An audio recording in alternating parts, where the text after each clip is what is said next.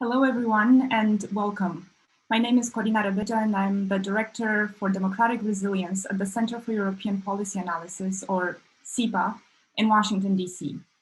I'd like to welcome all of you and thank you for joining our public event on the future of the Nord Stream 2 project, and particularly on the transatlantic community's responses, what it could do, and particularly what it should do. I would like to thank all of our panelists. You'll see that we have a stellar panel of experts from Europe and the United States engaging this issue, but also our partners at the US Embassy to Slovakia for their support in organizing this event. Also, I'd like to thank our moderator, Benjamin Schmidt, who is a senior fellow with CEPA and a postdoctoral research fellow and project development scientist at the Harvard-Smithsonian Center for Astrophysics. As many of you know, Ben has done extensive research and writing on Nord Stream 2 along the years, and I'm really happy to hand it over to him to introduce our speakers and get the discussion started. Thank you all very much. Ben, over to you. Thanks so much, Karina, and thanks to CEPA for hosting this timely event today. Good morning to our webinar participants here in North America. Good afternoon to our European participants. And I'll just say warm hello, friends, to everyone else joining us from around the globe. As Karina said, my name is Benjamin Schmidt, and I'm a non-resident senior fellow here at CEPA and a postdoctoral research fellow at Harvard University, as well as a fellow of the Duke University Center for International and Global Studies Rethinking Diplomacy program. I'm so excited to be here today with 4 true leaders and experts when it comes to transatlantic energy and national security issues from all corners of the European continent to discuss transatlantic perspectives on what may well be Nord Stream 2's final chapter. And they are Hanna Hopko, former chairwoman of the Foreign Affairs Committee of the Verkhovna Rada, or the Parliament of Ukraine, from 2014 to 2019, Mr. Reinhard Gudekopfer, the member of the European Parliament for the German Green Party, Agata Woszczak-Stokota, a senior fellow for energy policy at the Center for European Studies in Warsaw, Poland, and finally, Andras Nosko, visiting assistant professor, faculty of political sciences and international relations at the Matej Bell University in Slovakia. Okay, excited to get to the panelists, but I do want to give a little bit of context here. So first of all, to state the obvious, for most of you in the audience today, there has been a lot of events that have debated the economics or lack thereof of the Kremlin-based Nord Stream 2 pipeline. And as we now enter the 6th year, it was announced in 2015, since the project was announced, there really is a lot of interest in kind of moving beyond this discussion. So there's been a lot of these important discussions that have been the focus of the economics or lack thereof. I've sometimes called it the Bloomberg terminal approach to analyzing this project, but I think it's a little bit broader. So many of those events are still online, including those that I've participated here at CEPA, as well as at the Atlantic Council. And I welcome anyone that is new to the discussion afterwards to go online and check them out for the kind of in-depth economic analysis. But what I really wanted to do today is to move beyond these talking points. Given the level of geopolitical interest and the implications, it's really difficult at this point for anybody, even supporters of the project, to say that Nord Stream 2 does not have some level of geopolitical element, and hence not just a commercial deal phrase was just included directly in the title to get that out of the way. So I'm hoping that today's panelists can really address some of the, quote, breaking news of Nord Stream 2, of which there's been an absolute cavalcade over the past 2 months in particular. If you're reading the headlines on Nord Stream 2, there's been a lot to read. And this is especially true in the context of the increased pace of Russian malign actions, from the massive reported cyber attack on the US government here in Washington, to the poisoning of opposition leader in Russia, Alexei Navalny, by the weapons-grade chemical agent Novichok last fall, to Navalny's arrest and imprisonment and the Kremlin's crackdown on civil society over the past few weeks. But before we do so, since we may have some folks here in the audience that are new to the issue, I do want to give some level of quick context of where we've come regarding Nord Stream 2 over the past 6 years, to give some of my own views. And that's why I really believe this continues to be one of the most controversial energy projects on the globe today. So trying to channel any good sportscaster, I'll try to set the stage for today's discussion with a rapid fire highlight reel version of these points on Nord Stream 2 so we can kind of get them out of the way and frame the discussion. So maybe we'll call this 6 years of Nord Stream 2 in 6 minutes or less, and let's hope less. Here we go. In my view, Nord Stream 2 has become the physical embodiment of the threat of strategic corruption entering the West from authoritarian state-owned enterprises.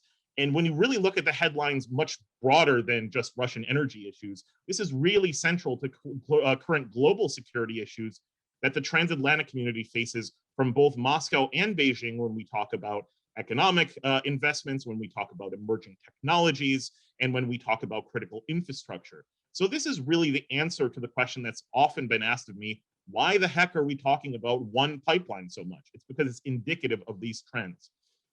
As a reminder, Nord Stream 2 is a natural gas pipeline that was proposed to bring 55 billion cubic meters per year capacity, whose original announcement was briefly postponed after Russia's illegal annexation of Crimea and aggression in eastern Ukraine before it was formally announced in mid-2015. Former German Chancellor Gerhard Schroeder, who is a supporter of the Nord Stream 1 pipeline while in office, now sits on the board of Kremlin-controlled Gazprom, as well as Rosneft, and continues to advocate for Nord Stream 2, while the CEO of Nord Stream AG is Putin confidant and alleged former Stasi officer Matthias Wanich, who was himself named just a few weeks ago in Navalny's recent widely viewed anti-corruption video as a key figure in Putin's orbit of strategic corruption. The project was originally set up as a consortium to be 50% owned by Kremlin-controlled Gazprom, and the other 50% split evenly between 5 European energy companies in Germany, Austria, France, and the Netherlands. But due to a 2016 Polish antitrust case, that consortium concept was dissolved, and the project was henceforth to be 100% owned and operated by Kremlin-controlled Gazprom. At the same time, the Kremlin made a number of statements at the time indicating that the primary goal of this project was to, along with Gazprom's analog pipeline in the Black Sea called Turk Stream, to end or significantly diminish gas transit via the Ukrainian gas transit route, which would undermine both the economic stability via the loss of transit revenues, but perhaps more importantly, the strategic stability of Ukraine, given the removal of Russia's own reliance on the Ukrainian route in a country that is facing Russia's continued aggressive actions on a daily basis. We can't lose sight of that. Furthermore, Nord Stream 2 is not designed to bring significant new volumes of gas to Germany and points west. In fact, a mere 9.9 BCMA of the 55 BCMA pipeline is designed to do that. When you look at the technical specifications on the EUGAL website, EUGAL is the onshore pipeline that would bring Nord Stream 2 gas into Europe further. But its aim is to rather divert existing gas volumes from the Ukrainian route. And that means there would be no, quote, net market for US or global LNG to access should Nord Stream 2 be stopped. We've seen a lot of disinformation and talk of that the real motivation of US or other opposition to Nord Stream 2 is to sell its LNG. In fact, we're currently in that market regime right now. Remember, it's 2021, there is no Nord Stream 2, and those volumes continue to flow through Ukraine. There's been no net gain in market that any LNG supplier has somehow seized in the past year. The US also does not have state-owned energy concerns. There's no Americaprom or something like that. And the market, when you look at it, has driven US LNG to South American and Asian consumers to the largest extent. So this really pushes back on this notion that this is really about selling US LNG. It's not.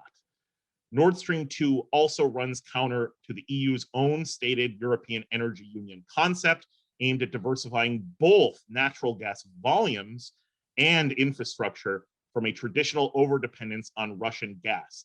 And in the 2019 gas directive of the EU Third Energy Package, this was updated to ensure that Gazprom would have to abandon its monopolistic business model for the project, a reality that Gazprom continues to challenge today, and even admitted in a recent publicized Eurobond prospectus that those EU rules, along with US congressional sanctions, could really challenge the viability of the project from their original plans. Speaking of sanctions, from 2015 to now, 3 consecutive US administrations have opposed Nord Stream 2. Starting in 2016, when then Vice President Joe Biden called the project, when standing in Stockholm, Sweden, quote, a bad deal for Europe. And current President Biden's own team has reaffirmed this a number of times in the past few weeks, that he still believes this is a bad idea and a bad deal for Europe, including statements from White House press spokesperson Psaki in the White House press briefing room and at Secretary of State Tony Blinken's confirmation hearing. For its part, Congress has been united in opposition to Nord Stream 2 since its announcement on a broadly bipartisan basis for the past several years, resulting in 3 sets of sanctions legislation, 1 discretionary in the 2017 Countering America's Adversaries Through Sanctions Act, or CATSA bill, and 2 mandatory sanctions, 1 in the 2020 and 1 in the 2021 National Defense Authorization Act, that are aimed at stopping the project outright.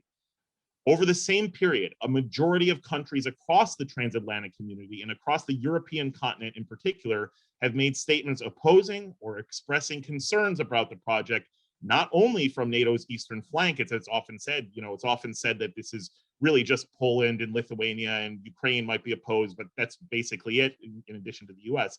That's not true. Not only are most of NATO's eastern flank countries opposed to this project, but there have been statements of concern and opposition from the likes of Canada, United Kingdom, Denmark, Sweden, and I'll say at times, France.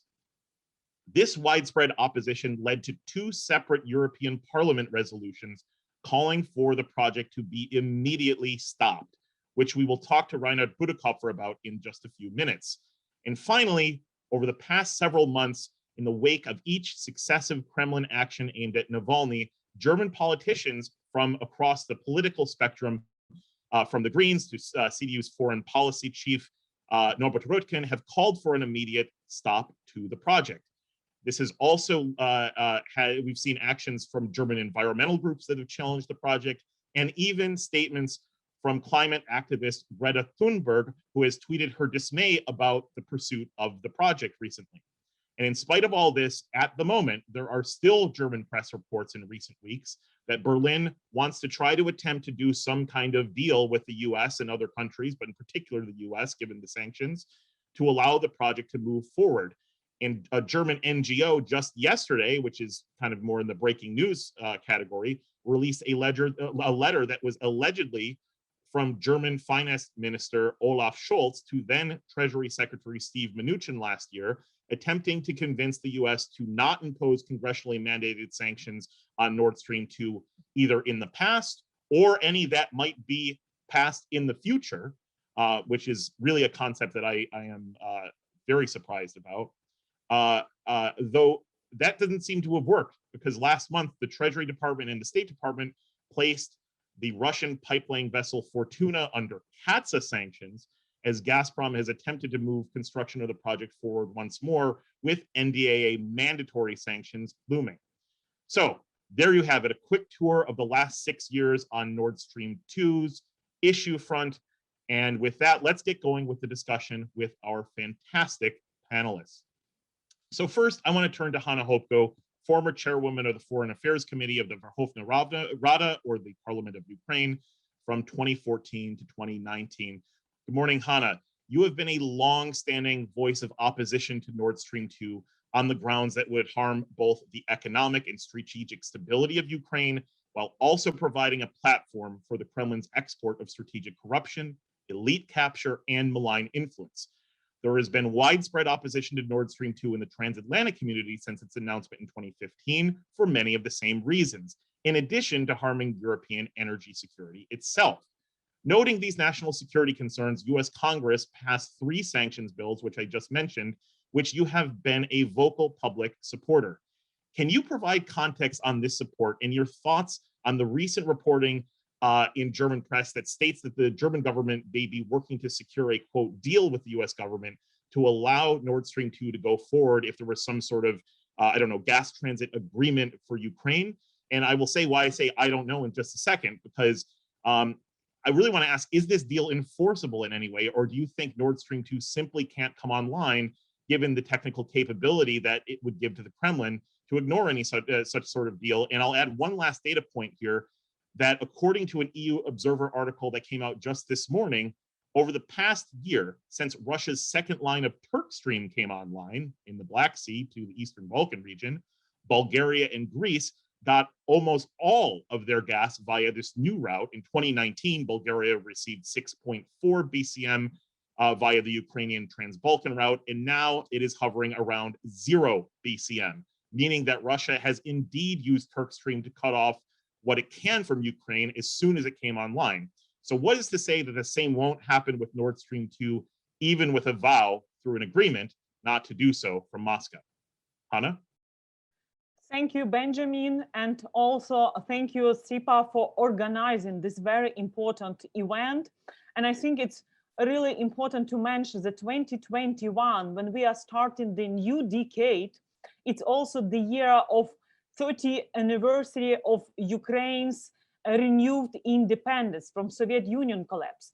And also 2021 is the 300th anniversary of when Peter the Great renamed Moscovia as Russian Federation by stealing Ukrainian Rus and also use it for Russia. So by stealing the history, Moscovia at that time, 300 years ago, started its occupation policy and grabbing the territories. Why I'm mentioning this? Because from Moscovia, then from Soviet Union, and now Russian Federation, and a lot of conflict, like in Moldova, Transnistria, then Georgia, and Ukraine, and situation in Syria, and Venezuela, and many others. So Putin's expansionism policy based on energy. And I want to mention that Putin is using energy as a political weapon to realize Russian geopolitical objectives,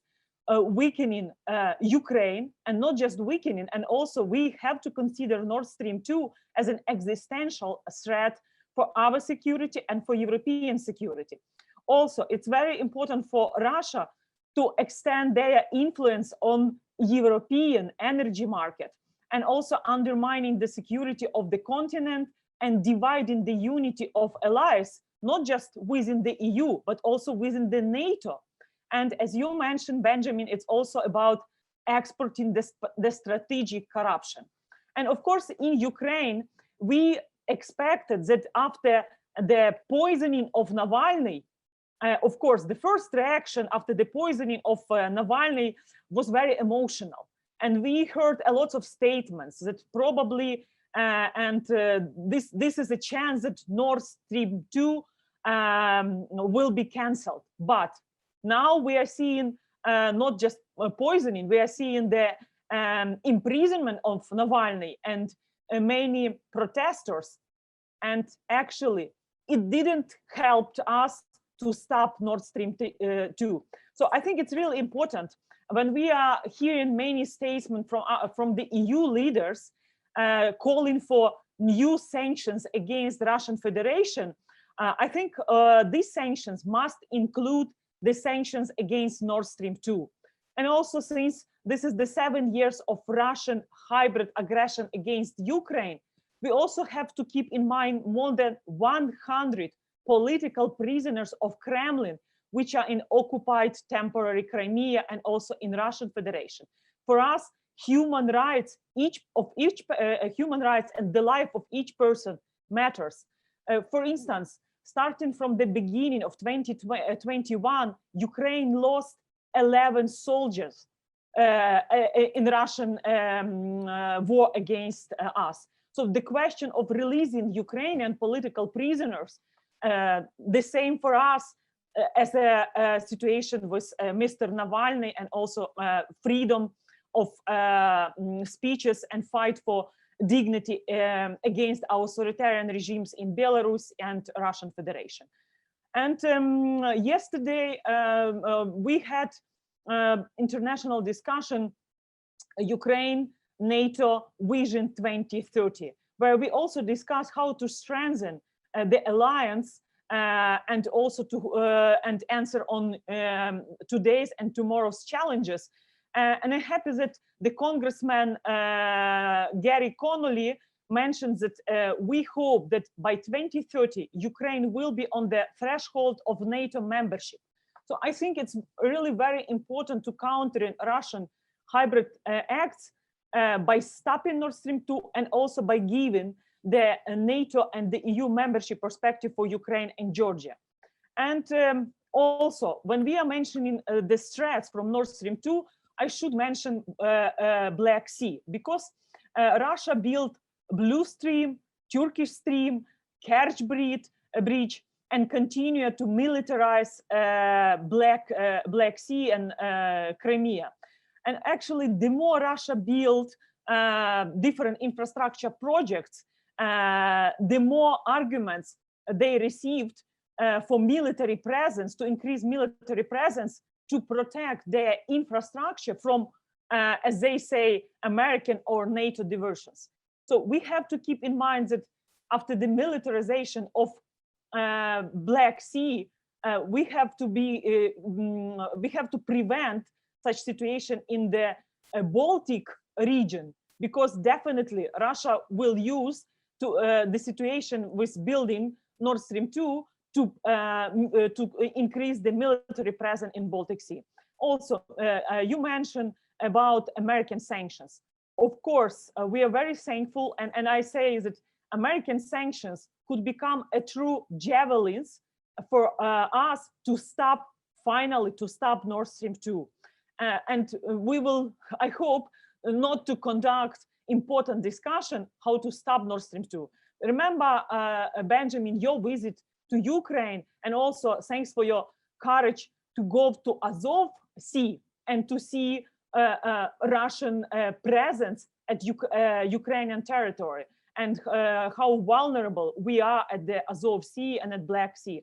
So I think it's really important that, in my experience, starting from 2016, 17, the meetings at the National Security Council in Washington, meeting with the congressmen. So I really appreciate and very thankful for the inclusion of bipartisan Nord Stream 2 sanctions in both this year and last year's NDAA, because it caused international pipeline, insurance, and many other vital companies to withdraw from the project.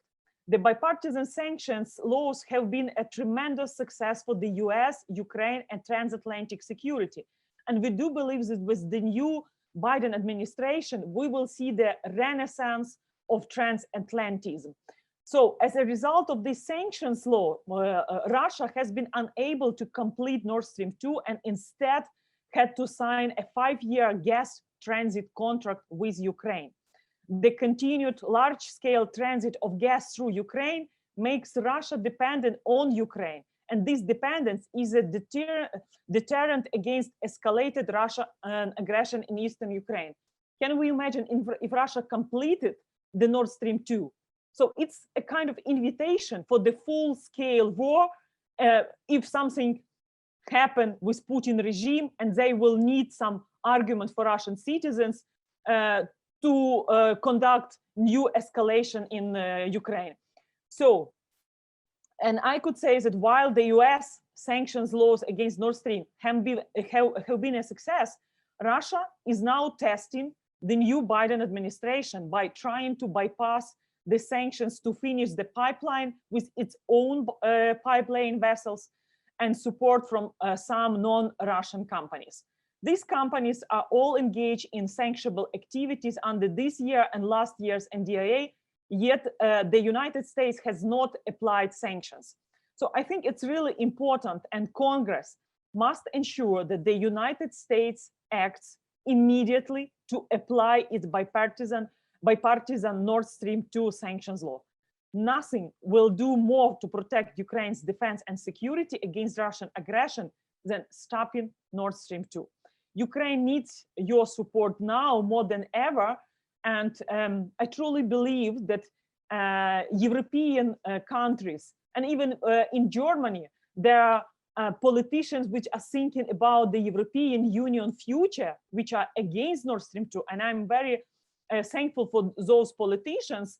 So I think it's really important to keep in mind this Putin's hybrid aggression, not just against Ukraine, but also against the unity of the European Union, the solidarity against the solidarity of US and the EU, and also not to allow Putin to divide NATO allies because they consider Nord Stream 2 also as a security risks for the whole European continent. So I'll stop here. I'll be ready to respond on your questions. But here in Ukraine, for us, it's not, understandable why we are still discussing how to stop Nord Stream 2. Why after Skripal's case, and even before Litvinenko poisoning, and now Navalny and others, we are still, so democracy needs to be protected. So we have to show the strength of democracy, not to play these games with statements, and finally to show actions, and these actions have to result in into stopping Nord Stream 2. So thank you for inviting me today, and all Ukrainian team representing the parliament, government of Ukraine, and presidential office.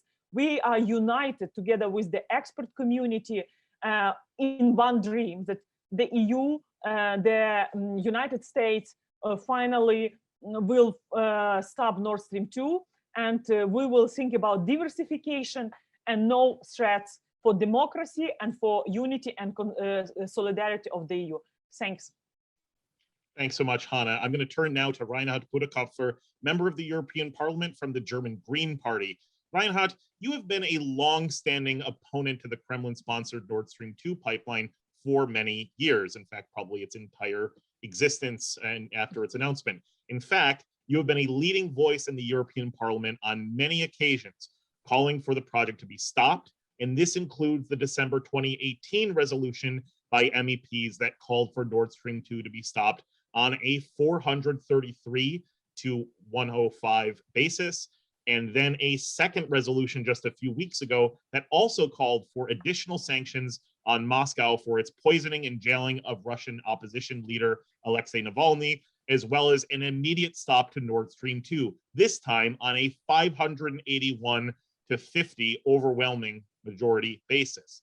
With that in mind, do you think that this continued principled diplomacy will be enough to demonstrate to your own government in Berlin to drop its political support at this juncture for the project after 6 years of increasingly aggressive actions by the Russian Federation, from the annexation of Crimea to cyber attacks to attempted assassination attempts to the crackdown on civil society and the imprisonment of Mr. Navalny? Or do you think that continued calls by the likes of Econ Minister Peter Altmaier and others to, quote, not connect these issues with Nord Stream 2 will continue to be effective at pushing the ball down the road so there can be a push to get this done, even in the face of overwhelming European opposition?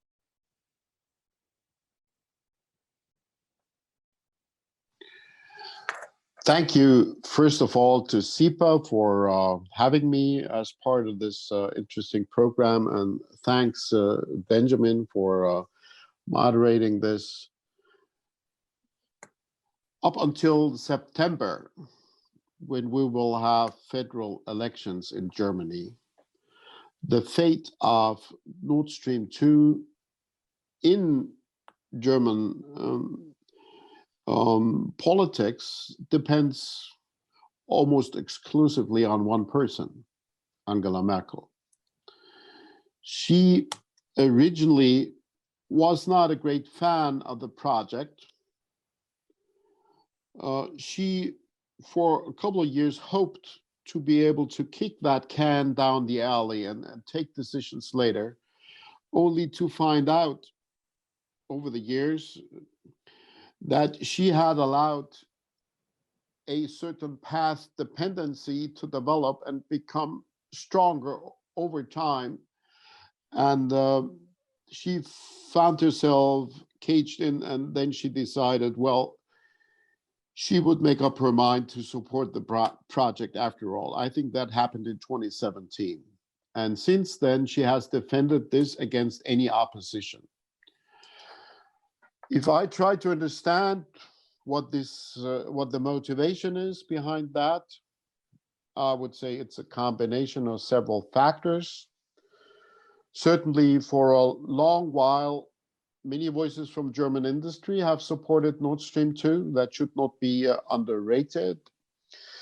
Also, there is still an echo of a policy that has been considered very successful in German-Russian relations during the Cold War, which was called Wandel durch Handel, change through trade.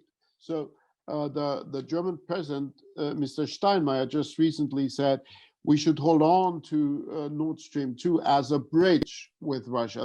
This still expresses that philosophy that if we foster a common project, maybe that will induce Putin and his clique, his mafia state, to play ball with us. I think it's a completely unrealistic assumption. And then thirdly, there's also a certain sense of, well, Germany first, sorry to say.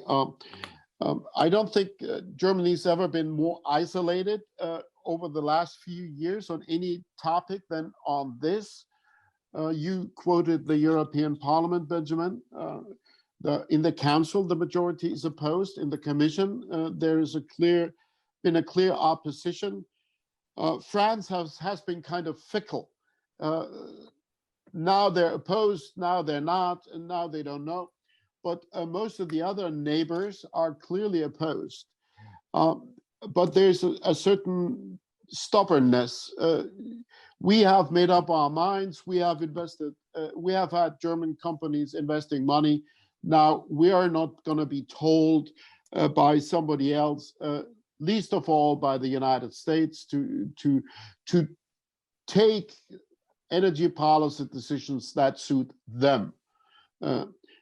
Of course, the myth that that Nord Stream 2 is a European project has been utterly undercut and completely destroyed by the decisions in the European Parliament that you quoted. If you have a decision where the majority is more than 10-1 against Nord Stream 2, you cannot argue this is a European project and it's just the dumb Americans that oppose it for their own selfish reasons. So I think Germany is in a dead end, and a lot of very good German diplomats have advised the government over years that they should try finding a way out of the dead end. But so far, the coalition between the Social Democrats and Merkel has not been willing to listen to that kind of advice. So for the time being, the answer is no, Benjamin. I don't expect a change. Frankfurter Allgemeine Sonntagszeitung just published an article last weekend where they quite convincingly argued that if Merkel would say just one sentence with 9 words, I do not support this project, it would fall by the wayside. But I don't think you can expect her to do that unless there will be more pressure on Germany and the cost will increase. Now, I've seen some of the speculation about possible deals. I don't trust these ideas. The one deal is particularly dirty. So the finance minister from the Social Democratic Party, the party of Gerd Schröder, obviously offered the US to invest heavily into fracking gas and LNG infrastructure just to buy off American opposition against Nord Stream 2. I mean, this has a very special irony because it's been the attack line from Gazprom and the Russians and the supporters of Nord Stream 2, that those who oppose the pipeline are just the stooges of American gas industry interests. So the attack line is, you oppose Nord Stream because you want to promote fracking gas imports. And now we find that the leader of that party, their candidate for the chancellor's office, has indeed been willing to carry fossil fuel interests on either of his shoulders, helping fracking gas, which we oppose, and helping Russian gas at the same time. I think what could change Berlin's mind, if partners in the European Union would come together and clearly tell the German government that this project is now beyond its shelf life, that even though it could be possibly finalized by April, it shouldn't. And if France would dare sharing that position, that could change things, because the cost, the diplomatic cost, and the reputational cost for Germany is already huge of that strategic mistake. But then it remains to be seen whether that is going to happen. Okay, thank you so much, Reinhard. And I'm just trying to make sure that we're staying on time here. So I'll go to Agata next. Agata Woszka-Szrakota, Senior Fellow for Energy Policy at the Center for European Studies in Poland. Quick question. Since mandatory congressional US sanctions have become law targeting pipelaying activities, insurance providers and certification firms, many Western companies have left the project, including Zurich Insurance, Norway's certifier DNV-GL, Germany's engineering support firm Bilfinger, and Denmark's offshore technical firm Ramboll. Thus far, the US has only enforced sanctions on a single vessel, the Russian pipelaying barge Fortuna, and its work has reportedly resumed a few days ago. That would well be the target potentially of future mandatory US NDAA sanctions. So what's your perspective on the situation? And in just a few minutes, do you think that these provisions will continue to be effective at stopping the ultimate completion of the project, even if the physical construction is somehow completed? Thank you, Ben. Thank you, SIPA, for inviting me here. And thank you for these questions. So indeed, US sanctions have been until now the most effective tool in attempts to stop Nord Stream 2 construction. NDAA 2020 sanctions resulted in halting pipelaying works in December 2019 already, and in withdrawal of internationally recognized 2’s company, the owner of big pipelaying ships. And it resulted in turn in significant delay and additional costs for Nord Stream 2 and forced Russian side to substantially reorganize its construction activities and plans. Since then, the CATSA guidance were amended, NDAA sanctions were expanded, and Fortuna, as you said, Fortuna barge, which is the only vessel used so far by Russian side to continue pipelaying, firstly in Germany, in German waters, now in Danish waters. Well, so Fortuna was being sanctioned. At the same time, we continue to see the determination on the side of Nord Stream 2 proponents, Russia and Germany, to ensure that project is completed.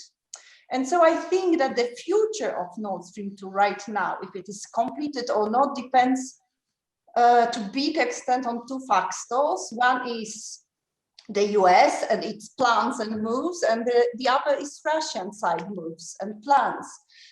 And when it comes to new US administration, there are some question marks. The exact position on Nord Stream 2 and on sanctions, it's not entirely clear. It's not entirely clear how it intends to act about it.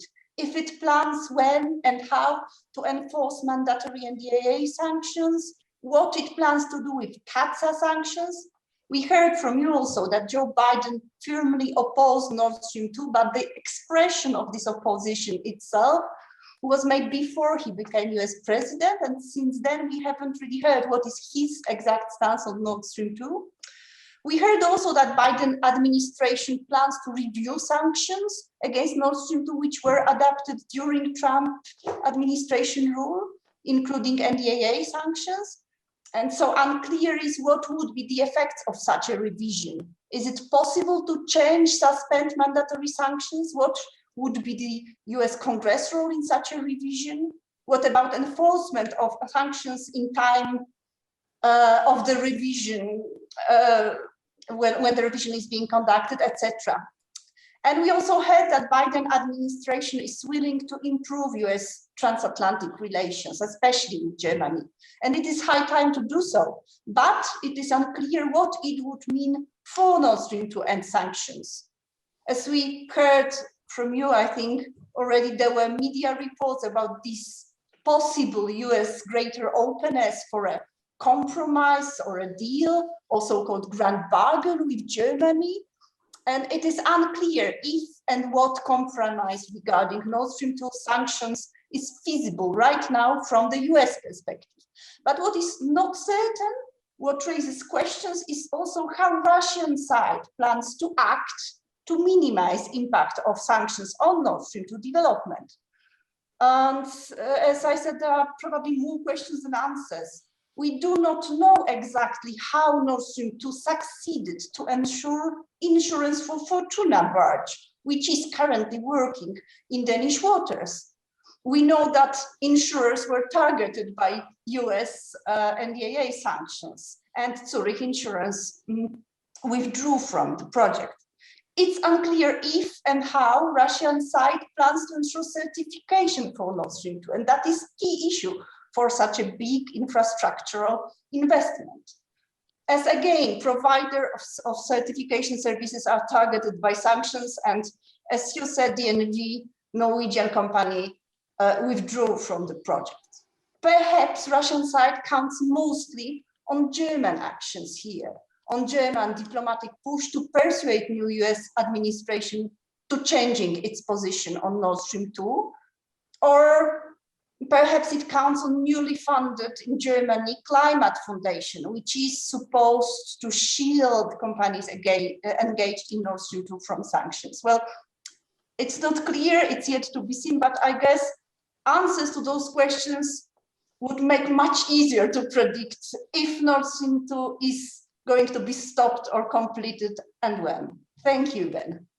Thanks so much, Agata. That's great insight. Andrej Nosko, we'll turn to you now. Visiting assistant professor from the Faculty of Political Sciences and International Relations at Matej Bell University in Slovakia. Two questions for you. This morning, we have some more breaking news. Paris's Le Monde carried an interview with Slovak Prime Minister Matovic in which he stated that, quote, Nord Stream 2 was a bad idea from the start, and if the EU was to stop its construction, it would prove Europe is strong. So I'd like to get your comments on that topic, and more broadly from your seat in Central Europe, how do you view the Nord Stream 2 issue in terms of its broader implications for a continued transatlantic focus on countering authoritarian infrastructure influence and economic deals from both Russia and China, whether they be in the energy, telecommunications, or transport sector? I know there's a lot of talk in Central Europe on 5G, although I don't want to get into that. That's a completely different debate, but these all kind of rhyme as issues together. How can we come to an ultimate transatlantic consensus on this following whatever the final chapter may be for the Nord Stream 2 saga? Thanks, Ben, and thank you for inviting me and putting this event together. I mean, it feels awkward on one hand that this is a discussion that we have had already for over 6 years, but it's more relevant than ever. I mean, the thing is not done yet. We are close to the completion, but the arguments remain on the table. I'll try to focus more on the aspect of what does it mean for the European community and what does it mean for transatlantic relations.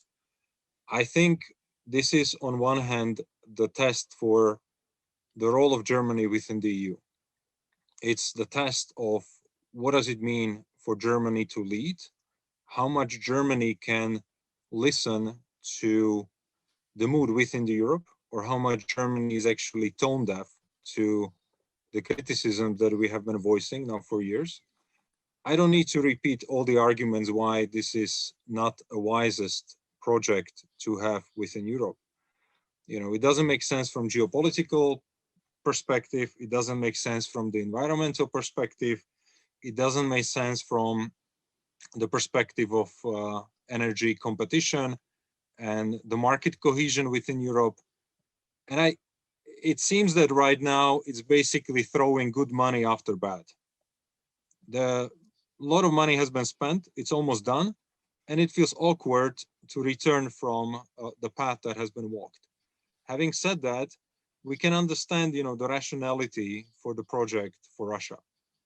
It gives them more leverage, it gives them more power, and we cannot be surprised why Russia wants to do it.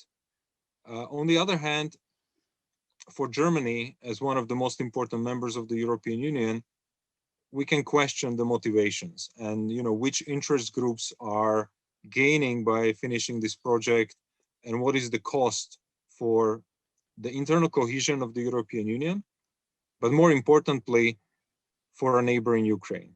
I've been on record saying many times that I think that it's silly from the European Union to, on one hand, invest a lot of money trying to help and stabilize Ukraine, and on the other hand, through projects like this, to undermine the efforts. And, you know, I'm a little bit ambivalent about the role of US in this. You know, on one hand, it is mainly because of the role of United States that we were able to slow down and postpone the completion of the project. But as a European, I feel a little bit awkward that it has to be our American friends who are helping us when we actually in Europe are not able to get our act together. And the implications for the future are also tremendous, because if we see that we have individual member states making decisions that are undermining the cohesion of the European Union, are increasingly leveraging negative repercussions on geopolitical aspects of our existence within Europe, this is going to backfire not only in further relations with Russia, but also with China.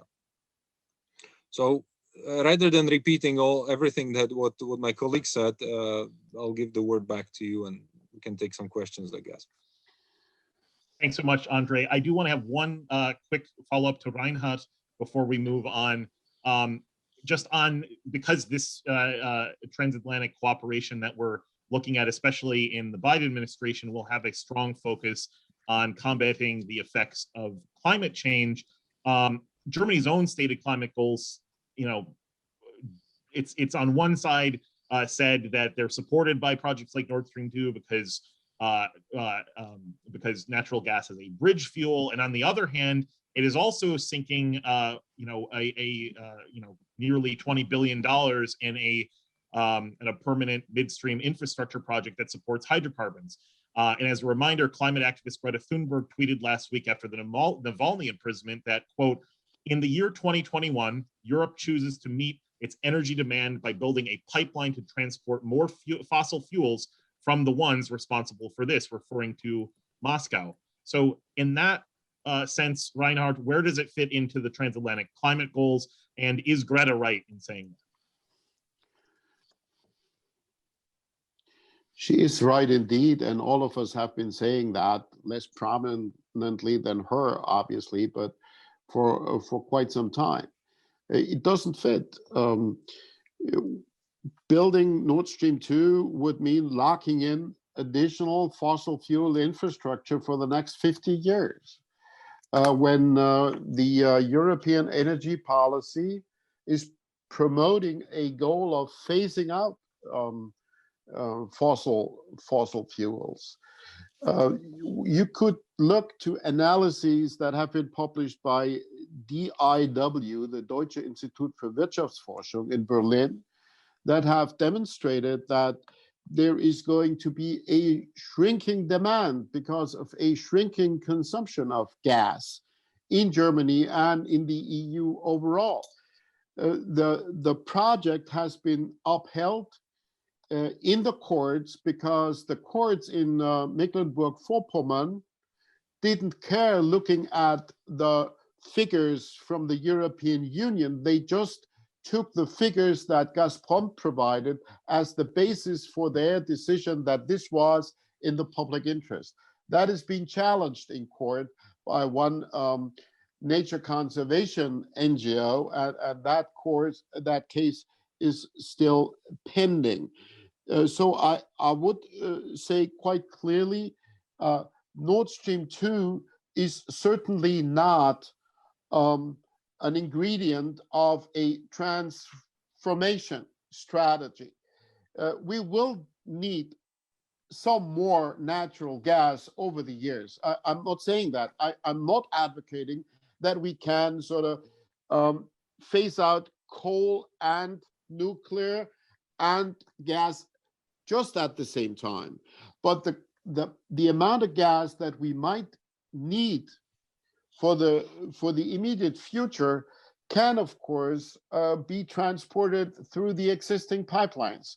So there, from a consumption point of view, there is not really an argument, and the halo that some people have attributed to natural gas with regards to its CO2 intensity has also been undercut by more recent studies that question whether the methane emissions have been duly taken into account in assessing the CO2 impacts. So from the renewables community, from the energy transformation community, from the green community in Germany and in Europe, there is unanimity in saying this makes absolutely no sense when we want to have a trajectory towards a different energy policy.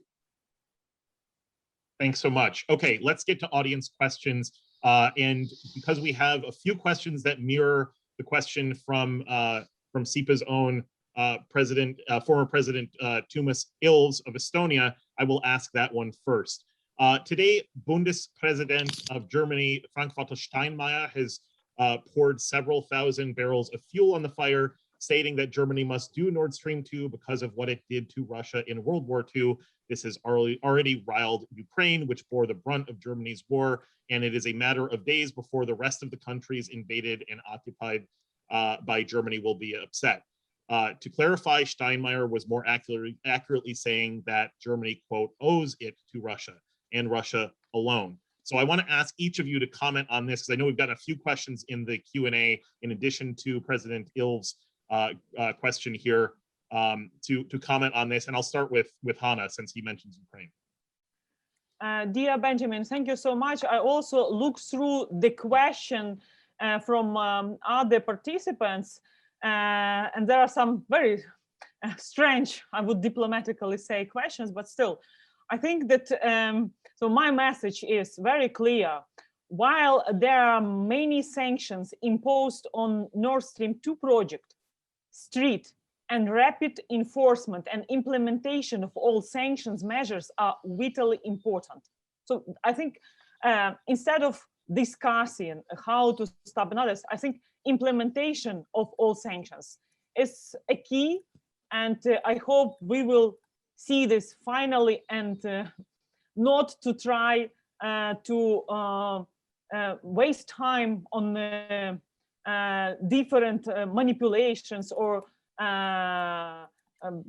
other, how to say, recommendations from supporters of Nord Stream 2. Agata? Well, this is a strange question. I would say World War II was,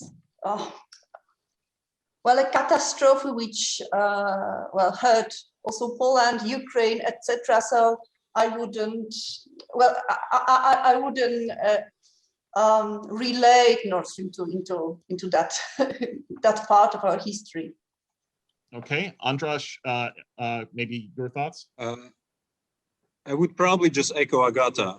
You know, there were other historical parallels drawn between the Nord Stream 2 and the agreements between Russia and Germany, but I don't think this is helping us or this is helping anyone.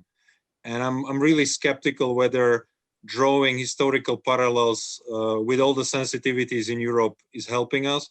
I would rather want to look at how can we mitigate the different interests that we have with the perspective on the future. Because really, for me, the biggest problem with this whole infrastructure is whose problem is it solving? What does it do? What good does it do for anyone in Europe? And there my biggest problem is. So I don't think that anyone should be building pipeline because of some historical motivations or wanting to be liked or wanting to pay some historical legacy or whatever. You know, it's a lot of money that is being spent. There is an environmental risk, there is an economic risk. And if you look at just the numbers, the entire Russian export or almost entire Russian export could be pushed through these two pipelines directly to Germany. Whereas you don't see new gas sources that could fill up all the infrastructure that will exist between Germany and Russia. So who needs it for what? Obviously, you know, you are diversifying the route, but you're not diversifying the source. So you're essentially taking a gas from an existing infrastructure and you're putting it to another infrastructure. And that previous infrastructure is going to stay empty. You just don't have enough gas, neither in the sources. You don't have enough gas in Russia to fill up all the pipes, and you don't have enough demand for so much gas in Germany. Thank you. And finally, Reinhard. Well, 3 points. I would agree that we should take history into account, but if we want to do that, we can't be ignorant. And indeed, the peoples of the Soviet Union that were attacked by German Nazi forces were not just the Russians, the Belarusians, the Ukrainians, and many others. So I think that's the first criticism I would voice. The second is finding the justification for what we do today in the past is always wrong. We should find the justification in the future. Where are we going? And if we look at the energy transformation that we're pursuing, then this is not a good strategy. And third, I think it's quite provocative to equate the Russian people with the Putin mafia. They control Russia, they oppress Russia, but they don't represent what Russian culture and the Russian contributions to mankind stand for. They're the scum of Russia, and we should not equate them to the people. The people are those on the street that protest against the persecution of Navalny. That's the Russians. Ask them what they think. Powerful words, Reinhard. I'll go to the next question. We have a question here that pertains to this question of a deal, and it says, is Nord Stream 2 acceptable from the US, Ukrainian, and European Union perspective, and under what economic, technical, and political conditions, if at all? It says, for example, Russia's withdrawal from Crimea, Donbass. That's the one thing that has maybe not been brought up in these German press reports we saw in Handelsblatt and elsewhere about a potential deal. They're all focused on Ukrainian transit and really nothing else. You know, is it time to try to, at least if we're having this discussion of a deal, to have a discussion of what sort of concessions does the Russian Federation need to make in terms of curbing its own malign activities, aggression, etc., in the global community? Start with. Thank you, Benjamin. I think that Nord Stream 2 has to be stopped.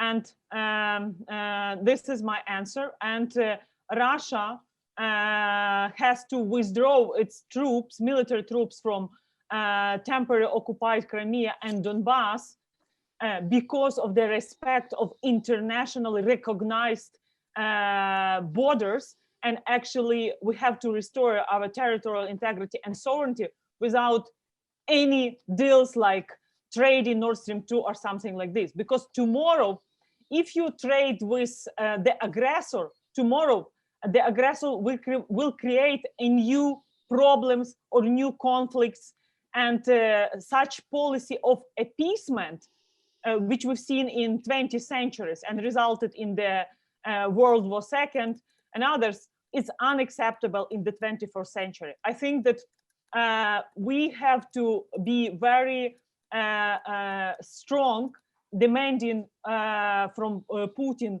to withdraw its troops from Ukrainian territories and stop its policy of occupation or grabbing the territories of independent states, and no trades with, don't feed the beast with such type of proposals. Agata? So you asked what concessions should be made to make Nord Stream 2 acceptable. And that sounds for me as for the question for conditions for any grand bargain on Nord Stream 2. And so the problem is the same as with Nord Stream 2 itself. It was launched by companies, European companies, just after Crimea annexation, and it is framed as a commercial deal. So none of the governments takes responsibility for that. Yes, we heard from German government that, from the French government, we heard that it's German thing. European Commission says that it's not up to them. So my question is, who would take responsibility for such discussion about conditions? Or if a grand bargain is to be discussed, who should take part in such a discussion? Should it be just Germany and the US? And if so, why? Nord Stream 2 has much greater impact than just for German gas market and German infrastructure. It impacts Europe, it impacts Ukraine, etc. So if we are to talk about ways to mitigate Nord Stream 2, I start to wonder how should it be done properly? Who should talk about that, and who should take responsibility for the future? Okay, in an effort to get more questions in, I'm going to direct the next question at Andre and Reinhard, and others can chime in if they'd like. This is from Andreas Metz from the German East Business Association, who has a number of questions. I'll try to get some of them in. Is Russian gas via Ukraine good gas and Russian gas via Nord Stream 2 bad gas? Is it good to keep Ukraine dependent on Russian transit fees? Why is gas on a direct way to Europe via Nord Stream 2 environmentally more dangerous than Russian gas via Ukraine with old pipes and a longer way to Europe? Is it worse for peace in Europe to have contacts to Russia than to have no contacts at all? There's a few other questions, but that's quite a few, and I'll just read those verbatim. So Reinhard, you first.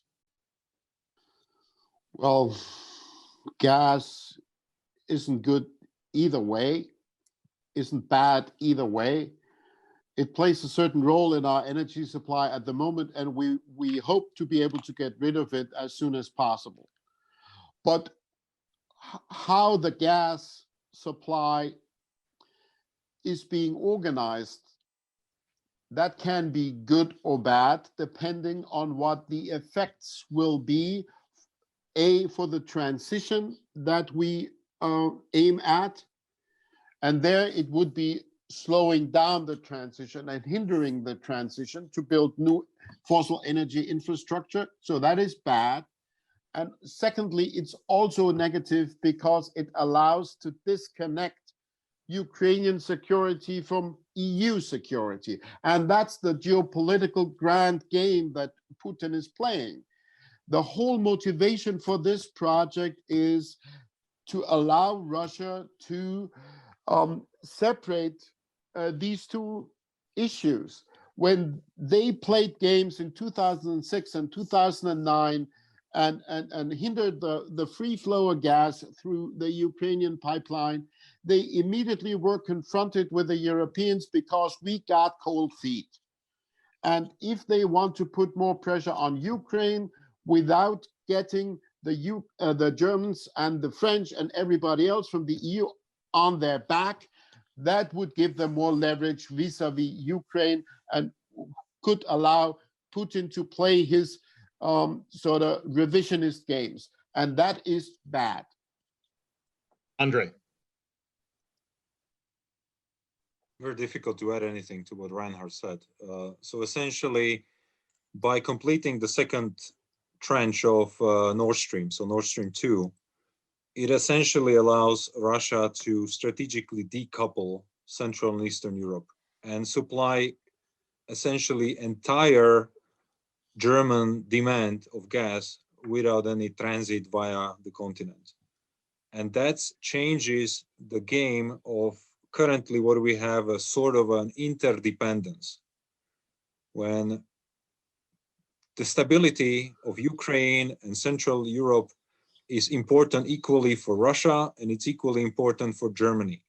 If you're able to selectively choose which route to use for supplying without any threat of danger of supplying your biggest customer, Germany, that puts all of these countries in a very different position vis-a-vis Russia, because of both their domestic demands, their ability, especially in the winter, will there be enough gas for them?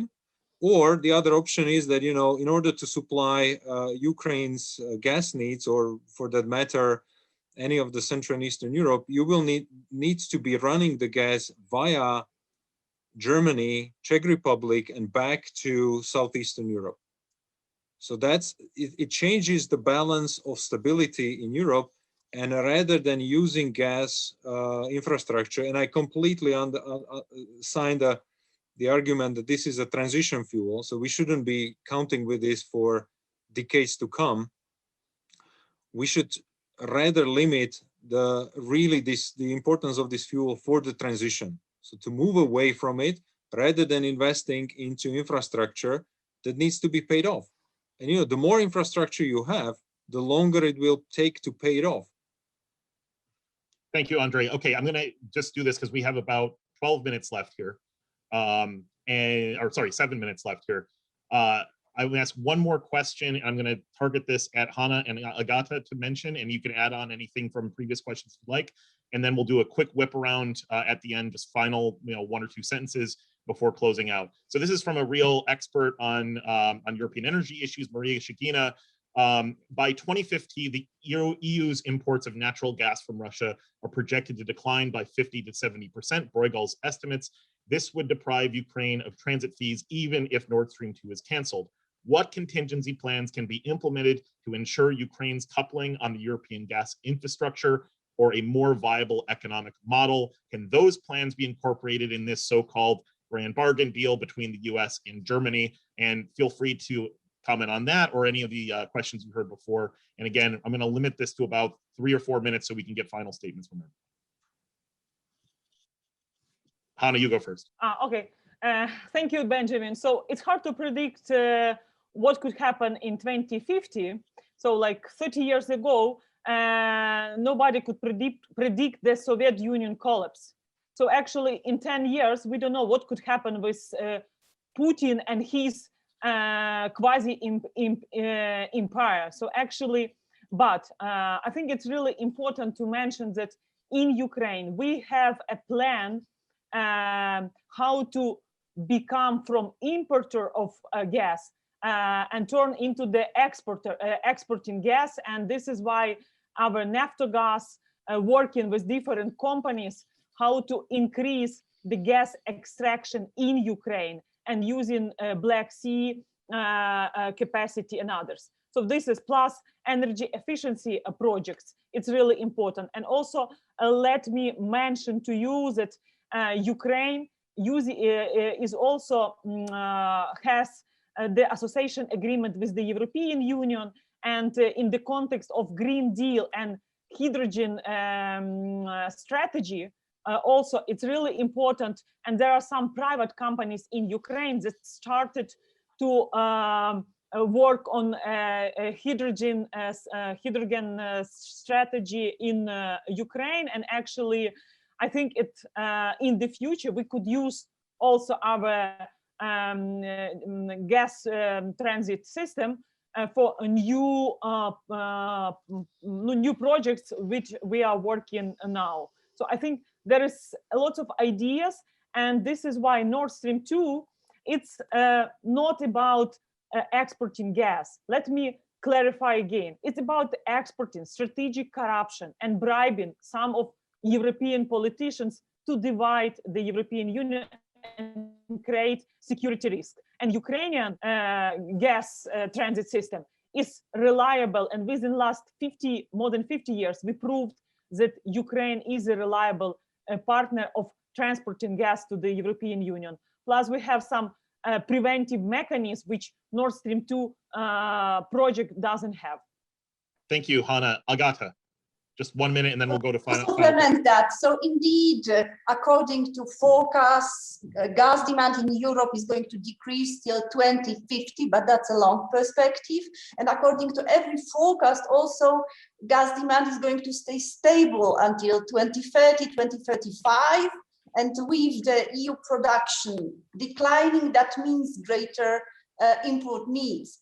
That means that for the next 10, 15 years, we will need infrastructure, and that is quite a lot of time for any transition, including ideas on green hydrogen development in Ukraine, etc. Was that a minute, Ben? Perfect. Okay, last question.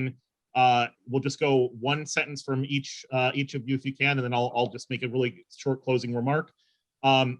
With all of this talk, do you think Nord Stream 2 can be completed, or is there still hope to have a transatlantic agreement that stops Nord Stream 2? I'll start with Reinhard. It can be stopped in different ways. It can be stopped through American sanctions. It could be stopped through European sanctions. It could be stopped in the courts in Greifswald, and it could be stopped because the project doesn't conform to European gas directive. So there's still many ways to stop the project. We just need the political will to fight. Thank you, Reinhard. Andre. I agree. It's not a done deal. Not a done deal. Short and sweet. Agata. I think there is a slim chance it can be stopped. But what has to be said that the curse of this project is that whatever happens, it will have disruptive effect, either on EU-Russia relations, as it was asked in one of the questions, either on internal European situation in the European Union. Thank you. Last word goes to Hanna Hopko. Joe Biden said, America is back. So I hope America is back means that the strength of democracy or power of democracy is also back. And political will and true leadership from both sides of the Atlantic will be implemented, and we will see finally that Nord Stream 2 is stopped. This will be a big signal to Ukraine and also a big hope for people who are fighting now against authoritarian regimes in Belarus and Russian federations. We are not talking here about just Ukraine. We are talking about post-Soviet space, which is also requested a true leadership both from the US and from the European Union. Thank you so much. Inspirational words from Hanna Hopko as ever. And with that, we come to the close of what has been yet another fascinating debate on which I think we can still confidently say the most controversial energy project on the planet. I want to thank SIPA again for continuing to shine light on this vital issue with real implications for transatlantic national security and democratic resilience goals. If anything, this discussion has hit home to me just how important it is that Washington and Brussels continue to work together to jointly address the trend of authoritarian regimes weaponizing critical infrastructure investments to challenge Western liberal democratic institutions. And I hope that we continue to work between the US and EU to address these key issues. As a reminder, if you want to relive every exciting moment of this event, and there were many, it will be rebroadcast this Friday morning Eastern Time on SIPA's website. And as always, visit SIPA.org for a real wealth of events and articles displaying unparalleled expertise on issues vital to European geopolitics and the transatlantic relationship. I do want to say a friend of that transatlantic relationship and big supporter of transatlantic security, Sibrin de Jong, asked a great question that we couldn't get to today on nuclear energy in Europe, and hopefully we'll be discussing that more in future articles and events. So thanks, Sibrin, and we'll have to get back to you on that. So on behalf of Hanna, Reinhard, Agata, Andre, and Karina, this is Benjamin Schmidt saying so long from SIPA's own virtual corner of cyberspace and wishing you and yours a safe and healthy 2021. Thanks so much.